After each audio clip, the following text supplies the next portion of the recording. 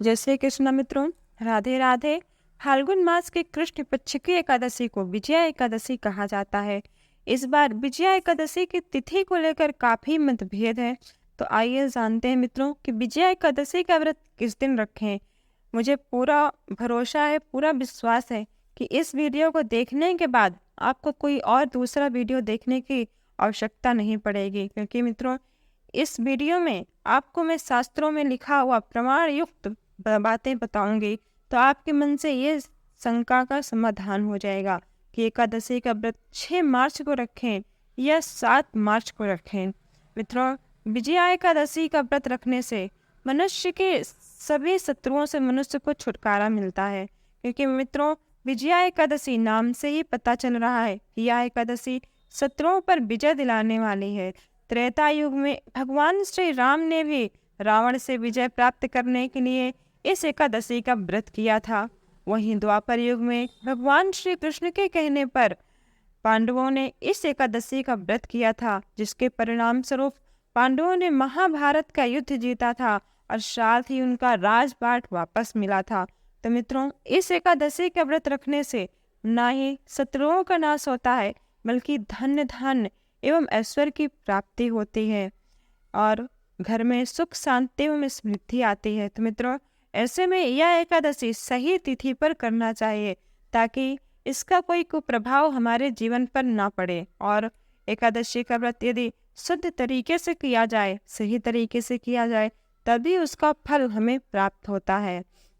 तो मित्रों, यह एकादशी जो है, विजय एकादशी की जो तिथि की शुरुआत है वो 6 मार्च को सुबह 6:30 से हो रही है और इसका समापन अगले दिन 7 मार्च को सुबह 4:13 पर इसका समापन होगा।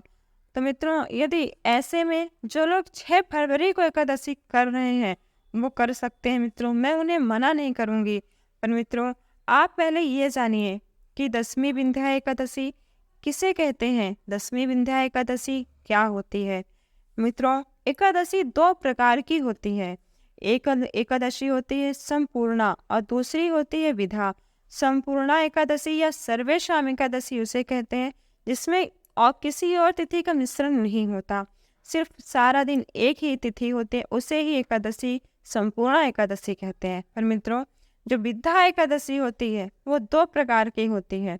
एक होती है पूर्व विद्या, एक होती है पराविद्या। पूर्व विद्या एकादशी उसे कहते हैं जिसमें 10वीं मिश्रित एकादशी को पूर्व विद्या एकादशी कहते हैं।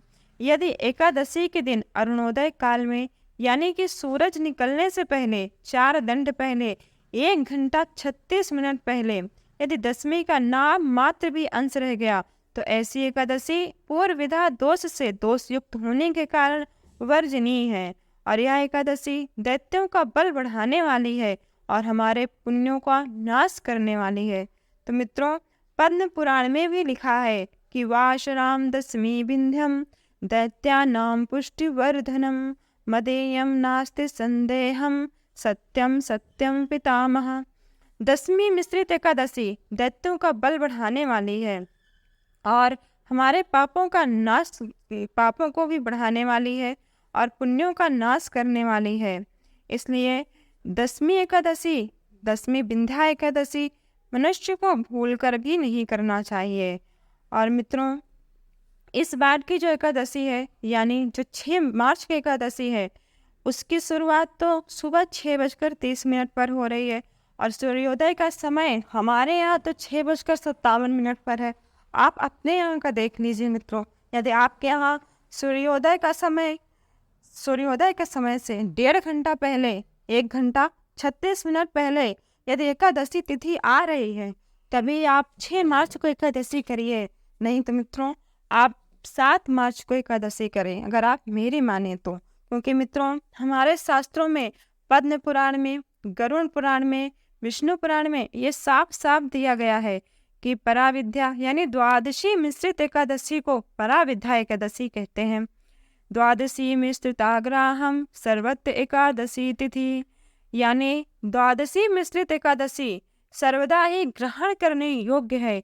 इसलिए सभी भक्तों को, यदि वह गृहस्थ हैं तो भी और सन्यासी हैं तो हमेशा वैष्णव एकादशी ही रहते हैं, तो भी उन्हें दसवीं विंध्या एकादशी भूलकर नहीं करना चाहिए, क्योंकि उससे हमारे पुण्य छीण होते हैं। और जो मनुष्य पराविद्या एकादशी करता है, यानी द्वादशी युक्त एकादशी करता है, उससे उनके पुण्य की वृद्धि होती है और उन्हें एकादशी का संपूर्ण फल की प्राप्ति होती है। तो मित्रों, यदि आप चाहें तो आप 6 मार्च को भी कर सकते हैं और 7 मार्च को कर सकते हैं मित्रों। तो जो 6 मार्च को एकादशी करेंगे उनके सॉरी मित्रों, जो लोग 6 मार्च को एकादशी का व्रत करेंगे उनका पारण का समय मित्रों दोपहर में रहेगा, क्योंकि उस दिन सुबह के समय 7 तारीख को हरिवासर है। इसलिए आप जो लोग 6 मार्च को एकादशी का व्रत कर रहे हैं वो पारण एकादशी का 1:43 के बाद शाम को 4 बजे के बीच पारण करेंगे। और मित्रों, जो लोग 7 मार्च को एकादशी का व्रत करेंगे वो लोग सुबह के समय सुबह 6:38 से 9 बजे के बीच में कभी भी पारण कर सकते हैं। तो चलिए मित्रों, अब हम एकादशी के दिन पूजन का शुभ समय जानते हैं। मित्रों, जो लोग 6 मार्च को विजय एकादशी का व्रत रखेंगे वो भगवान सूर्योदय के समय से ही भगवान विष्णु का पूजन कर सकते हैं, क्योंकि उस समय लाभ एवं उन्नति का शुभ मुहूर्त है। और यदि आप 9 बजे के अंदर पूजा कर लें तब तो अति उत्तम है। परंतु मित्रों, जो लोग 7 तारीख को पूजा का व्रत करेंगे वो लोग सुबह सबसे उत्तम मुहूर्त 6:40 से 8:08 पर है। इस समय आप पूजा करेंगे तो जो भी आपकी मनोकामना होगी वह भगवान श्री हरि विष्णु तत्क्षण पूरा करेंगे। मित्रों, एकादशी के व्रत में कुछ नियमों का पालन अवश्य रूप से करना चाहिए।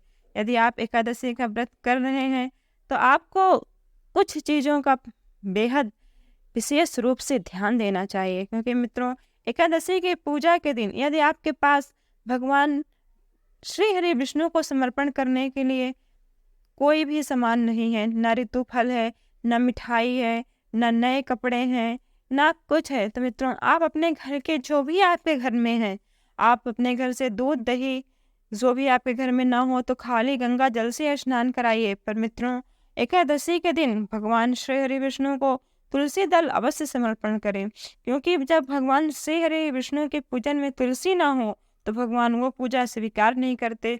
जो आप भोग लगाते हैं वो भोग भगवान ग्रहण नहीं करते। इसलिए आप एकादशी की पूजा में तुलसी का प्रयोग अवश्य करें।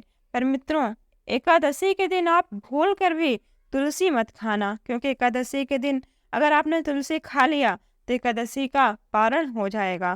क्योंकि मित्रों, एकादशी के दिन हम तुलसी नहीं खाते पर भगवान को अवश्य समर्पित करते हैं। और द्वादशी के दिन यदि आपने तुलसी खा लिया तो तुलसी से ही आपका पारण हो जाएगा। इसलिए मित्रों, एकादशी के दिन तुलसी नहीं खाना चाहिए और द्वादशी के दिन तुलसी और चावल अवश्य खाना चाहिए। मित्रों, यदि यह वीडियो आपके लिए थोड़ा भी उपयोगी हो तो वीडियो को एक लाइक अवश्य करें, क्योंकि आपका लाइक ही मेरे लिए मोटिवेशन है। और कमेंट बॉक्स में जय श्री विष्णु अवश्य लिखें। और ऐसी और जानकारी के लिए, कथाओं के लिए आप मेरे चैनल को सब्सक्राइब कर बेल आइकॉन दबाना ना भूलें।